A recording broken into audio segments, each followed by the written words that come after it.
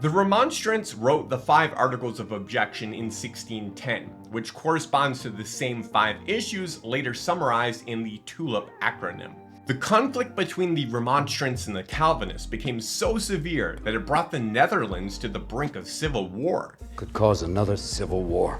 To resolve the growing division, a synod was convened in 1618 to respond to the 5 Articles of Remonstrance. The synod was held in Dordrecht, Netherlands, hence the name Synod of Dort. It was a national synod for the Dutch Reformed Church, but included representation from 8 foreign countries, with the furthest being England.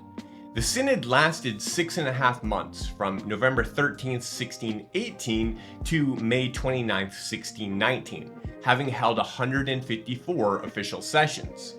There were about 90 delegates in total, including 13 who represented the Remonstrants' view. However, all 13 Remonstrants delegates were expelled from the synod in mid-January for refusing to cooperate with the proceedings. Oh, he's not cooperating.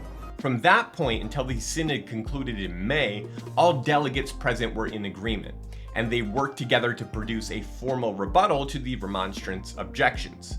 That document became known as the Canons of Dort. The Canons of Dort lay out 5 points of Calvinism, which were later organized under the acronym TULIP in the early 20th century.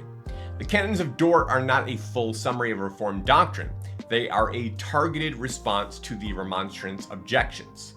For that reason, they stand alongside 2 other key doctrinal documents as part of what are known as the 3 forms of unity, which together bind continental Reformed churches. The Belgic Confession, a full doctrinal confession, the Heidelberg Catechism, a question-and-answer teaching tool, and the Canons of Dort, a response to doctrinal error in the Dutch Church. One serves as a confession of faith, one teaches the faith, and one defends the faith.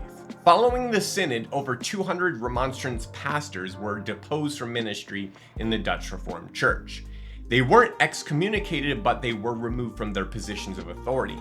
Many of them later formed their own denomination known as the Remonstrants Brotherhood, which still exists today, though it is much smaller and has taken on a more liberal theological direction. Don't stop here, finish the video on YouTube to learn even more about this topic. There's a link to it on my side, as well as to another recommended video right below it.